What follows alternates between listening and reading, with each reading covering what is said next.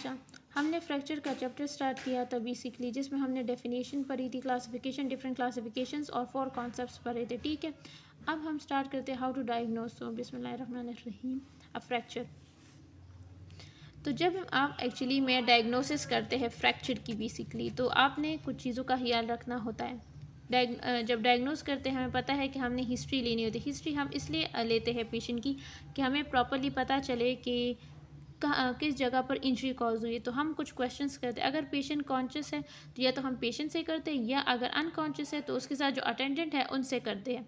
इसमें सबसे पहले हम पूछते हैं पेशेंट से कि ये किस तरह हुआ, हाउ, ठीक है, किस तरह हुआ। फिर हम पूछते हैं कि भाई ये कब हुआ, ये बहुत ज़रूरी चीज़ें हैं, ठीक है। और फिर पूछते हैं कोई स्पेसिफिक चीज़ सुनी थी, स्पेसिफिक ऑब्जेक्ट जो यूज़ किया गया हो। फिर पेशेंट से पूछते हैं कि उस दौरान क्या आपको लॉस ऑफ कॉन्शियसनेस तो कहीं नहीं था, ठीक है। और फिर ये पूछते हैं कि आपको उस वक्त का पेन हो रहा था या नहीं।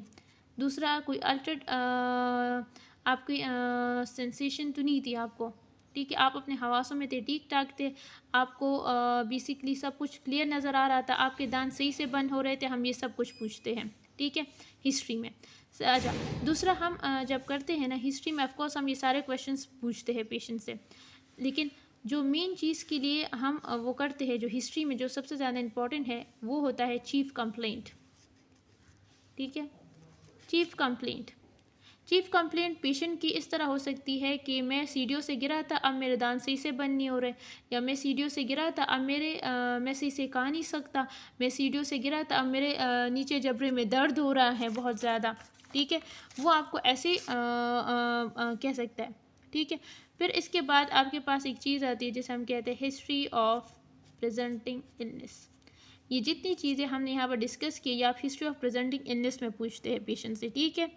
अच्छा, हमारे पास हिस्ट्री ऑफ प्रेजेंटिंग इलनेस में ऑफकोर्स हमने मैकेनिज्म ऑफ इंजरी में पूछनी होती है। मैकेनिज्म ऑफ इंजरी इसलिए पूछनी होती है ना कभी कभार कि कहाँ पर आपको हिट हुआ, कि अगर पेशेंट को फॉर एग्जांपल चिन पर हिट हुआ है, तो जब चिन पर हिट होता है तो हमने पढ़ा था इससे पहले कि पेशेंट को जो है, क्योंकि जब चिन पर हिट होता है तो उसमें एक्चुअली हमारे पास बायलैटरल सम कॉन्डाइलर फ्रैक्चर्स होते हैं, ठीक है। और जब ये होता है तो पेशेंट को बेसिकली इंटीरियर ओपन बाइट होता है, ठीक है। हमारे पास पेशेंट को इंटीरियर ओपन बाइट हो जाता है, तो आपने पेशेंट से मैकेनिज्म ज़रूर पूछना होता है, ठीक है। इसे हम पैरा सिम्फिसिस फ्रैक्चर बीम कहते हैं, ठीक है। इसमें फिर आपने कॉन्डाइल को एग्जामिन करना होता है, ठीक है, हमारे पास। अच्छा, अगर चिन पर हिट हो जाए तब भी सब कॉन्डाइलर फ्रैक्चर होता है, ठीक है। और दूसरा, जब एंगल पर हो जाए तब भी आपको सब कॉन्डाइलर एरिया को एग्जामिन करना होता है फॉर एनी फ्रैक्चर, ठीक है। सेकेंड, हमारे पास इसमें एक और चीज़ आती है जिसे हम कहते हैं गार्ड्समैन फ्रैक्चर। गार्ड्समैन फ्रैक्चर बेसिकली जो कॉज होता है वो मिड पॉइंट ऑफ चिन होता है, ठीक है। ये एक्चुअली में सिम्फिसिस पर होता है, ठीक है, जिसमें at the end of the day both condyles जो है वो फ्रैक्चर हो जाते हैं। ये एक्चुअली बेसिकली इसका जो नाम है, ये उन गार्ड्स पर है जो ट्रेन होते थे कि वो लंबे समय तक करे होते थे for 8 hours and more than. तो अगर वो उस दौरान स्लीप मतलब उनको नींद आ जाती थी तो वो अपने चिन पर ही वो गिर जाते थे, तो उनको बायलैटरल सम कॉन्डाइलर फ्रैक्चर्स हो जाते थे। दूसरा, आपने हमेशा थर्ड मोलर्स को चेक करना होता है, ठीक है, क्योंकि कभी कभार यहाँ पर इंजरी होने के ज़्यादा चांसेस होते हैं, क्योंकि थर्ड मोलर जो है वो इम्पैक्टेड होते हैं, जो वीक एरिया होता है for to prone to fracture, क्योंकि इसमें वोन की डेंसिटी बहुत कम होती है हमारे पास। Now moving towards medical history. Medical history बहुत ज़रूरी होती है फॉर द ट्रीटमेंट बेसिस। आप हर कुछ ऐसे ट्रीटमेंट होते हैं मोडालिटीज़ के आप हर पेशेंट में नहीं कर सकते। फॉर एग्जांपल एमएमएफ, जो एमएमएफ जो है ना, आप एपिलेप्टिक पेशेंट्स में नहीं कर सकते। क्यों? क्योंकि आपने एमएमएफ में जो करना होता है वो 2 to 4 वीक्स तक पेशेंट के मुंह को बंद करना होता है, और अगर इस दौरान पेशेंट को एपिलेप्टिक अटैक आ गया, ठीक है, इस दौरान, तो फिर वो अपने मुंह को क्लोज नहीं रख सकता, ठीक है, और ये एक मेडिकल कंडीशन इमरजेंसी हो जाएगी, ठीक है। इस दौरान पेशेंट को जो है ना वो चोकिंग होती है, और उस चोकिंग को हैंडल करने के लिए आपको फिर एक मेडिकल असिस्टेंट की ज़रूरत होती है जो हर 24 आवर्स आपके साथ रहे। तो ये पॉसिबल नहीं है। दूसरा, अल्कोहलिक पेशेंट में नहीं करवा सकते क्योंकि उनमें वॉमिटिंग के चांसेस होते हैं और वो एस्पिरेट करके लंग्स में जा सकते हैं जिसमें डेथ कॉज हो सकता है पेशेंट में, उसमें भी हम MMF नहीं कर सकते। दूसरा, हम क्या कर सकते हैं कि जो मेंटली रिटार्ड पेशेंट्स है उसमें भी ऑफकोर्स नहीं कर सकते। डायबिटिक पेशेंट्स में नहीं कर सकते क्योंकि उनमें हमारे पास चांसेस ऑफ इन्फेक्शन ज़्यादा होता है, उनमें हीलिंग स्लो होती है, ठीक है। तो वो बहुत आपने उनमें जो प्रोसीजर है वो बहुत क्लीन तरीके से करना होता है, ठीक है। और दूसरा, MMF का जो ड्यूरेशन है वो ज़्यादा होता है, तो इसमें चांसेस ऑफ इन्फेक्शंस भी ज़्यादा हमारे पास पर होते हैं, तो हमने बहुत ख्याल करना होता है ऐसे पेशेंट्स में। हाइपरटेंसिव पेशेंट्स में, जो हार्ट के पेशेंट्स होते हैं, कंजेंटल डिफेक्ट, सेप्टिक डिफेक्ट के पेशेंट्स में, हाइपरटेंसिव पेशेंट्स में हम नहीं दे सकते, ठीक है। आपने फिर एक्चुअली में इस दौरान आपने फैमिली हिस्ट्री भी लेनी होती है कि क्या ऐसे पेशेंट को फैमिली सपोर्ट करती है या नहीं। कभी कभार पेशेंट होते हैं बहुत ज़्यादा जिनको फैमिली सपोर्ट नहीं होता ड्यूरिंग ट्रीटमेंट, तो उनके लिए बहुत मुश्किल हो जाता है एक्चुअली में, ठीक है। नाउ मूविंग टुवर्ड, आप पेशेंट से एलर्जीज़ का भी पूछते हैं, ठीक है, इस दौरान। दूसरा, आप प्रीवियस इंजरीज़ के बारे में पूछते हैं। दूसरा, आप TMJ अगर उनको कोई प्रॉब्लम हुई है तो वो भी पूछते हैं। दूसरा, अगर हो सके तो पेशेंट से आपने प्री एग्जिस्टिंग ओक्लूजन के बारे में पूछना है। अगर उनको पता नहीं है तो उनके पास अगर पिक्चर्स है, क्योंकि कभी कभार जब हम ट्रीटमेंट करते हैं तो हमें तो ये होता है कि हमने क्लास 1 आइडियल रिलेशनशिप में दांतों को क्लोज करना होता है ना, लेकिन कभी कभार शायद उस पेशेंट का क्लास 2 या क्लास 3 हो सकता है जिसकी वजह से वो क्लास 1 में हम बहुत ट्राई कर रहे होंगे लेकिन नहीं क्लोज। आपने पेशेंट की प्री एग्जिस्टिंग पिक्चर्स या वो अपने साथ रखनी है for treatment basis. Now moving towards a very important thing which is physical examination. Physical examination में जो सबसे पहली चीज़ हम देखते हैं टेंडरनेस, ठीक है। आपने पेशेंट के उस जगह को टच करना है, क्या उसको दर्द हो रहा है टच पर या नहीं, ठीक है। सेकंड, आपके पास जो चीज़ आ जाती है वो है माल ओक्लूजन की। माल ओक्लूजन बहुत इंपॉर्टेंट चीज़ है, ठीक है ना। हमने इससे पहले ही पढ़ा कि जब पेशेंट को चिन पर हिट होता है तो आपको बेसिकली क्या होता है, आपको सब कॉन्डाइल फ्रैक्चर्स, उसमें इंटीरियर ओपन बाइट होता है, ठीक है, बहुत ज़रूरी है। जब भी आपको फ्रैक्चर होता है मैंडिबल का तो उसमें माल ओक्लूजन चेंज होती है, ठीक है। मतलब माल ओक्लूड हो जाते हैं दांत, ठीक है, ठीक है। और आपने इससे पहले पढ़ा है कि जब हमारे पास चिन पर हेड होता है या एंगल पर हेड होता है, ठीक है, तो उसमें हमारे पास सब बायलैटरल सब कॉन्डाइल फ्रैक्चर्स, तो उसमें इंटीरियर ओपन बाइट होता है। ये जो होता है ना इंटीरियर ओपन बाइट, इस तरह होता है ना कि पेशेंट में जो टेरिगो मेसेटेरिक स्लिंग होता है, ये बेसिकली इसमें दो मसल्स इन्वॉल्व होते हैं, आपके मीडियल टेरिगोइड और एक मेसेटर मसल्स। ये मैंडिबल को पुल करके अपवर्ड करके रोटेट करके इंटीरियर ओपन बाइट कॉज करते हैं, ठीक है। आप सेकेंड, यूनिलैटरल ओपन बाइट भी होता है जो तब होता है जब पेशेंट को एंगल या पैराफेजल फ्रैक्चर हो जाता है, तो पेशेंट एक साइड के दांत तो बंद कर लेते लेकिन दूसरी साइड के दांतों को प्रॉपर्ली ओक्लूड नहीं कर सकता। फिर आपने एक माल ओक्लूजन में एक और चीज़ स्टडी करनी होती है, step deformity. Step deformity either fracture जब दांतों को हो जाता है या मैंडिबल को हो जाता है तो वो अपनी नॉर्मल अलाइनमेंट या लेवलिंग से थोड़ा सा डाउनवर्ड आ जाते हैं, ठीक है, तो ओक्लूजन में चेंजेस हो जाती है पेशेंट को, ठीक है। सेकेंड, आप बेसिकली पोस्टीरियर क्रॉस बाइट्स भी देखते हैं।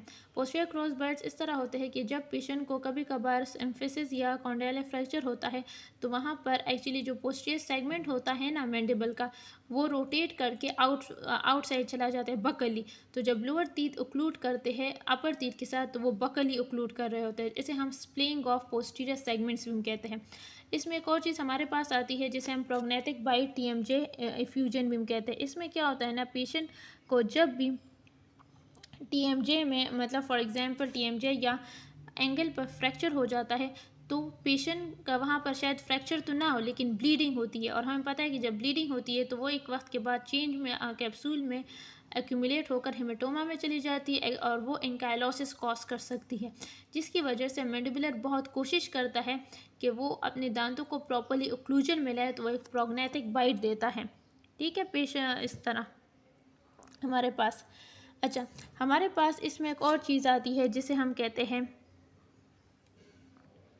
इसमें पेशेंट को लॉस ऑफ फॉर्म भी हो सकता है। लॉस ऑफ फॉर्म इसलिए होता है कि जब भी आपके पास कोई फ्रैक्चर होगा तो ऑफकोर्स उसमें कोई डिप्रेशंस या डिफॉर्मिटीज़ आ जाती है। फिर लॉस ऑफ फंक्शन होता है। लॉस ऑफ फंक्शन बेसिकली इस तरह होता है कि आपका जब फ्रैक्चर हो जाता है तो एक मसल गार्डिंग होती है, ठीक है। मसल गार्डिंग कह सकते हैं या एक प्रोटेक्टिव स्पैज़म हम इसे कहते हैं कि आपका जब फ्रैक्चर हो जाता है तो आपके जो माउथ ओपनिंग है वो लिमिटेड हो जाती है। वो इसलिए लिमिटेड हो जाती है क्योंकि ये बॉडी का एक सेल्फ प्रोटेक्टिंग मैकेनिज़्म होता है कि फर्दर इंजरीज ना हो। मतलब इसका ये मतलब है कि मसल्स ऑफ मेस्टिकेशन में स्पैज़म आ जाता है। जब वो स्पैज़म आ जाता है तो वो क्या करता है कि टाइट हो जाते हैं ना, तो वो माउथ को टाइटली क्लोज कर लेते हैं। It acts like a splint की तरह एक्ट करते हैं कि क्योंकि जब ऑफकोर्स आपको फ्रैक्चर्स हुए तो आपके जो सेगमेंट्स है वो तो मूव करना चाहेंगे ना, तो उस मूवमेंट को प्रिवेंट करने के लिए वो मूव ना हो, ठीक है। इसे हम मसल गार्डनिंग कहते हैं। सेकंड, इसमें बेसिकली हमारे पास जिस जगह पर आपको फ्रैक्चर होता है ना, तो उसी साइड पर आपका मुंह जो है वो डाइवेट कर जाता है, ठीक है। और आप इसमें बेसिकली वो भी आप जब भी आपको बेसिकली कोरोनॉइड और कॉन्डाइल फ्रैक्चर हो जाता है तो ये दोनों एक्चुअली जो है वो ज़ाइगोमैटिक आर्च के नीचे स्टक हो जाते हैं, तो इसमें पेशेंट को लिमिटेड माउथ ओपनिंग हो जाती है, ठीक है। फिर हमारे पास इन्फ्लेमेशन है। हमें पता है जब भी आपके पास हमेशा याद रखना है जब भी फ्रैक्चर होगा तो वहाँ पर इन्फ्लेमेशन के 5 साइंस होते हैं। सबसे पहले आपको स्वेलिंग होगी। स्वेलिंग इसलिए होती है क्योंकि वेज़ोडाइलेशन होती है तो ब्लड फ्लो ज़्यादा हो जाते हैं पेशेंट को। दूसरा, वहाँ पर मीडिएटर्स आते हैं तो पेशेंट को बहुत ज़्यादा पेन हो रहा होता है, ठीक है। वो जगह बहुत ज़्यादा हीट प्रोड्यूस करती है क्योंकि ऑफकोर्स वहाँ पर इतना ज़्यादा ब्लड फ्लो है, वेज़ोडाइलेशन हो रही है, लॉस ऑफ फंक्शन हो जाता है उस एरिया का हमारे पास, और रेड हो जाती है वो जगह, ठीक है आपके पास। सेकंड, आपके पास क्या होता है कि जो जगह फ्रैक्चर हो जाती है, अच्छा, इसमें आपके पास एब्रेजन्स, लेसरेशंस होती हैं, ठीक है। अच्छा, अब आप हमारे पास एक चीज़ है इंकाइमोसिस। इंकाइमोसिस क्या होता है ना कि आपके पास जो है ना escape of blood into the rupture blood vessels हो जाते हैं। तो इंकाइमोसिस हमेशा याद रखिएगा दो चीज़ों को। जब आपके पास जब भी पेरी ऑर्बिटल इंकाइमोसिस होती है ना, पेरी ऑर्बिटल आई में, तो वहाँ पर आपके पास उसके साथ एक सब कंजक्टिवल हेमरेज होता है। इसमें ये आपको साइन दे रहा होता है कि या तो आपको ऑर्बिटल फ्रैक्चर है या ज़ैगोमैटिक फ्रैक्चर है। ये ज़्यादातर आप लीफॉर्ड्स में पढ़ेंगे इंशाल्लाह, उसमें होता है। लेकिन जब आपके पास कभी कभार मैंडिबल फ्रैक्चर होता है, इंटीरियर मैंडिबल फ्रैक्चर, तो आपके पास क्या होता है कि बेसिकली इंकाइमोसिस बनता है in the floor of mouth, ठीक है। इंटीरियर मैंडिबुलर फ्रैक्चर्स में आपके पास होता है, ठीक है। सेकंड, आपके पास क्रेपिटिस होता है। क्रेपिटिस क्या होता है ना कि जब हम जब इट इज़ मतलब वाइब्रेशन होती है, वाइब्रेशन होती है उसकी ना, जब हम फ्रैक्चर के जो बोनी एजेस है जब हम उसको रब करते हैं अगेंस्ट ईच अदर, तो वो क्या करते हैं, एक साउंड प्रोड्यूस करते हैं, वाइब्रेशन, ग्रेटिंग साउंड होती है, उसे हम कहते हैं।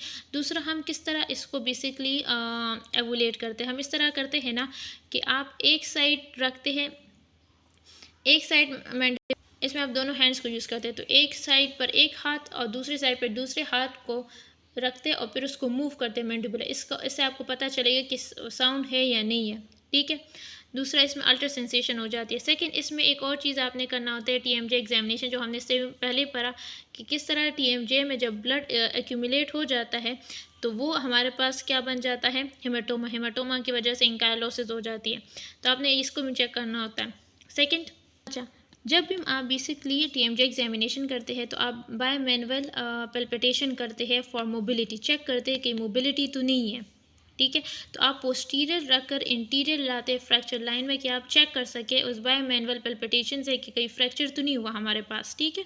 फिर आप मैक्सिलरी मोबिलिटी को भी चेक करते हैं। मैक्सिलरी मोबिलिटी इस तरह होता है कि एक हाथ को आप पेशेंट के फोरहेड पे रखते हैं और फिर आपका जो इंडेक्स फिंगर होता है और थंब होता है उसे मैक्सिला पे रख कर आप बेसिकली प्रेशर देते हैं कि कहीं मूवमेंट तो नहीं हो रही है, ठीक है।